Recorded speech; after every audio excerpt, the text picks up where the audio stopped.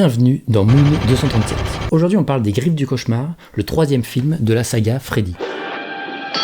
Wait.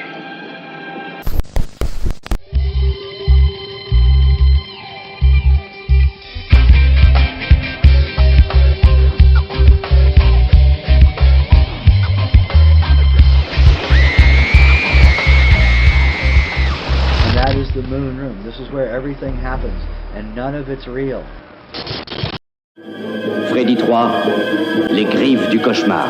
Est donc le troisième film de la franchise initié en 84 par Wes Craven. La saga Freddy, c'est quand même 6 films canoniques, auxquels on peut ajouter le très méta Freddy sort de la nuit, Dylan, je t'en prie, arrête, tu me fais peur. mais aussi Freddy contre Jason, qui est un film vraiment débile, mais vraiment rigolo. Et enfin, le reboot de 2010, qui est très caca boudin. Et qui met en scène de jeunes lycéens qui, visiblement, ont 35 ans. Ce troisième épisode est réalisé par le trop sous-estimé Chuck Russell, qui réalisera plusieurs films vraiment très cool, comme The Mask, The Blob, et même L'Effaceur avec Arnold. Sac à main. Dans cet épisode, on retrouve Christine, Nous voulons t'aider. interprétée par la très jeune Patricia Arquette, ainsi qu'une demi-douzaine d'adolescents qui semblent tous en proie à d'horribles cauchemars dans lesquels se manifeste Freddy Krueger. Il porte un chapeau marron très sale. Il est horriblement brûlé. Il a des lames dans la main droite. Qui est-il ? Pour rappel, Freddy Krueger, c'est donc un tueur en série d'enfants qui finira brûlé vif par les parents du quartier. Ce sont vos parents. Mes parents. Ils l'ont brûlé, il était vivant. Et tous les films racontent comment ce secret-là, détenu par les parents, va revenir persécuter leurs enfants à travers leurs cauchemars. Ce que raconte la saga depuis le film original, c'est quand même des enfants qui subissent le retour du refoulé d'une histoire familiale qui n'a pas été dite. Maman et papa? Mais c'est dingue! Jamais ils n'ont rien dit. Plus encore que n'importe quel autre slasher, la saga Freddy a toujours mis en avant l'incompréhension générationnelle. Les parents apparaissant dans la franchise sont presque systématiquement présentés comme odieux et aliénants. Greta, je t'interdis de manger ça, c'est déconseillé pour un mannequin. Les films montrent bien comment les rêves que formulent les parents pour le futur de leurs enfants se révèlent toujours pour eux le pire des cauchemars. Tu ne manges rien? J'en ai vraiment pas envie.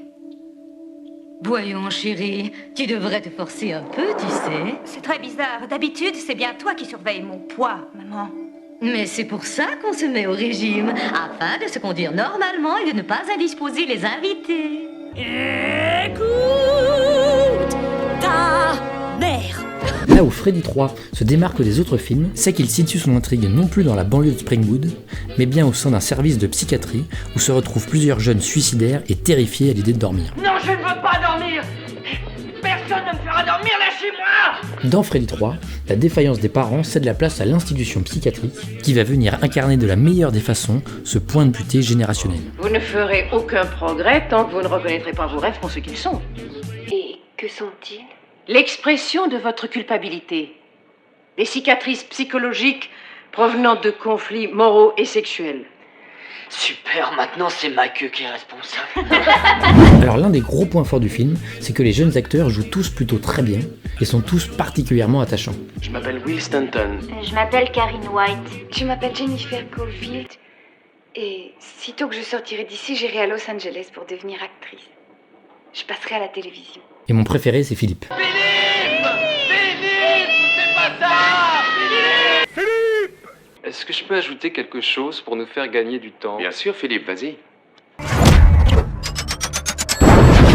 Eh bien, selon nos gentils hôtes, nos rêves seraient une psychose collective, une hystérie bien disciplinée. Freddy 3, c'est vraiment vol au-dessus de coucou, fit les Goonies, le tout allié à la violence originale des contes de Charles Perrault.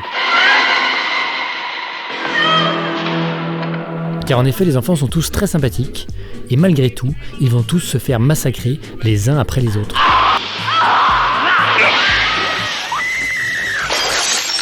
Je passerai à la télévision. Bientôt, nous ne serons plus assez nombreux pour être un groupe. Le film est également l'occasion de faire revenir en tant que nouvelle interne du service, le personnage de Nancy Thompson, Appelez-moi Nancy. D'accord. qui était l'héroïne du premier film. En s'associant avec l'un des jeunes médecins, ils vont être à même de mieux comprendre les enfants, Je sais ce qu'ils traversent. Moi aussi. mais aussi d'amener au sein de l'institution le principe de dérangement qui permettra de faire avancer les choses. On fait peu de progrès avec un maximum d'efforts. Et au passage, cette scène de rencontre entre le jeune médecin et Nancy me fait toujours beaucoup rire. Oh, je dois y aller. Oui, bien sûr. Laissez-moi vous aider. Nancy Thompson, Hypnosil, 1 à 2 comprimés pour dormir. Merci. Je vous en prie.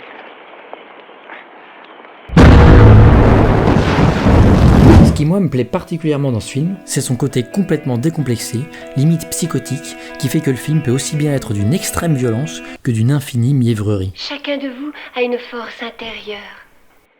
Comme un pouvoir particulier qui a lieu dans vos plus beaux rêves. Nous pouvons ensemble apprendre à utiliser ces pouvoirs si on essaie vraiment. On dirait Peter Pan. C'est-à-dire que Freddy 3, c'est en même temps ça,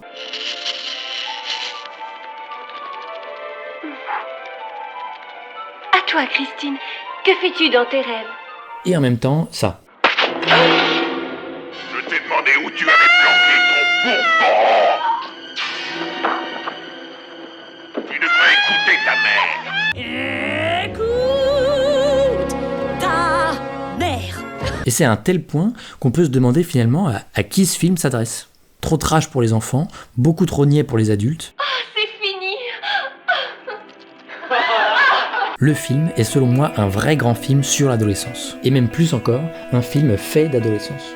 Freddy 3 en effet est tout en contraste, parfois difforme, souvent de mauvais goût et aussi inadapté et instable que peut l'être un ado.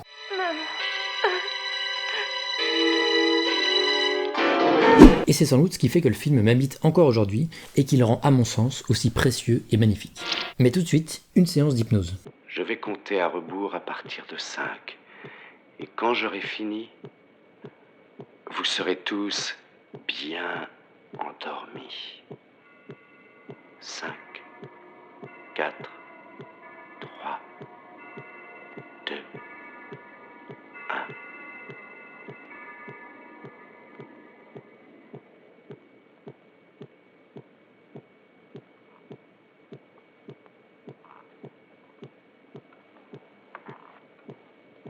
Je suis désolée.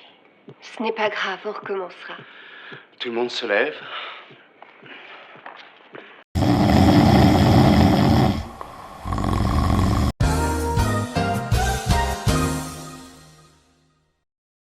De façon évidente, il y a quelque chose dans le film de très naïf sans doute, Dans mes rêves, je suis le plus grand magicien. mais aussi de très cool et de très plaisant, avec ces jeunes qui sont tous très différents, mais qui vont tous se serrer les coudes, On forme une bonne équipe, hein.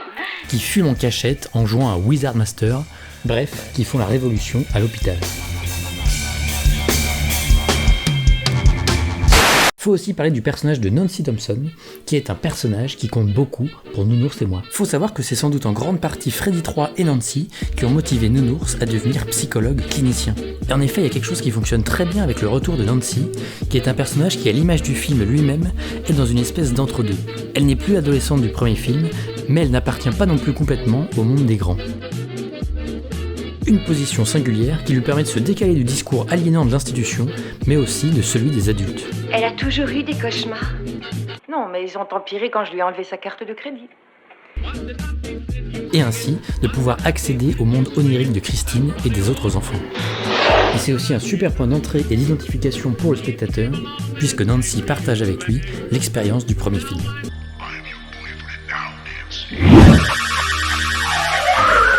Bon, malgré tout, le film n'a pas que des qualités. Freddy 3 pose d'une certaine façon les bases du meilleur, mais aussi du pire avenir de la saga.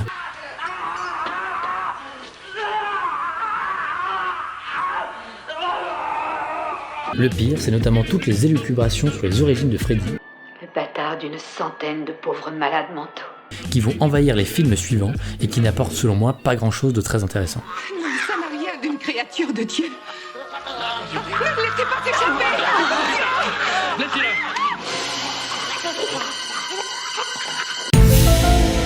Ce troisième épisode constitue aussi finalement les prémices de ce que deviendra le personnage de Freddy à travers la franchise, c'est-à-dire une espèce de machine à punchline plus guignol que véritablement terrifiant. Une sorte de produit dérivé de ses propres films. À moins que ce soit les films eux-mêmes qui soient devenus les produits dérivés du personnage. Mais ce que va instaurer Freddy 3 pour le meilleur de la franchise, ce sont ces séquences oniriques qui seront ici comme dans les films suivants, prétexte au déploiement d'effets spéciaux complètement fous et complètement magnifiques.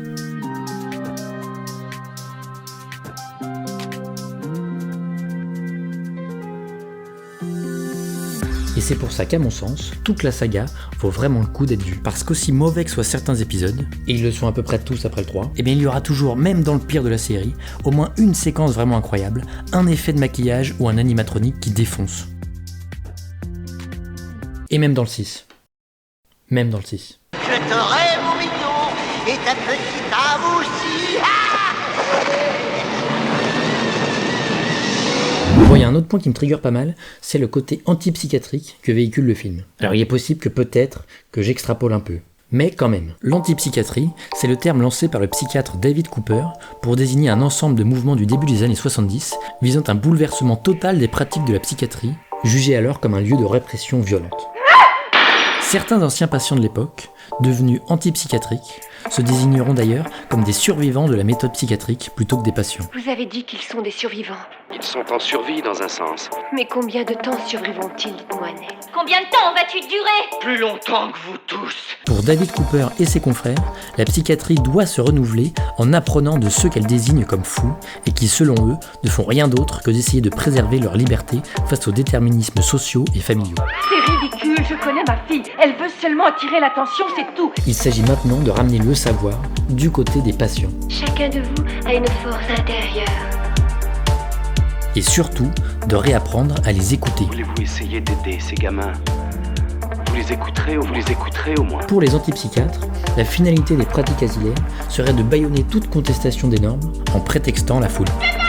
Tu es une jeune fille malade, Christine. Et si tu veux aller mieux, tu dois écouter mes conseils. Ramener le savoir du côté des patients.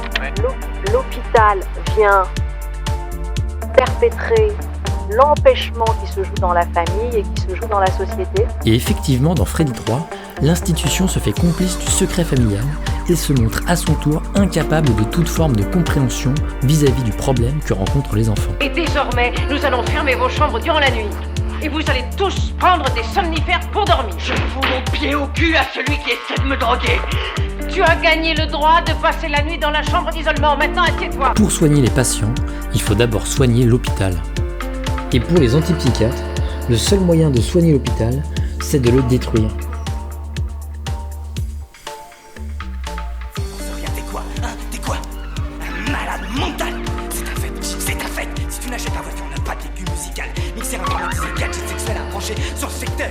Baladeur laser stéréo avec casque implanté sur le cerveau. Tournevis modulable à radio incorporé. Four synthétique ordinateur africain. Mais il y a un moment, il faut savoir, est-ce que c'est celui qui dévie qui doit revenir dans le cadre de la société, ou si c'est toute la société ensemble qui doit dévier? Moi, je pense que c'est celui qui dévie qui doit revenir dans le cadre de la société, et pas l'inverse. Je te laisserai pas mourir. Je vais t'emmener dans un beau rêve pour toujours.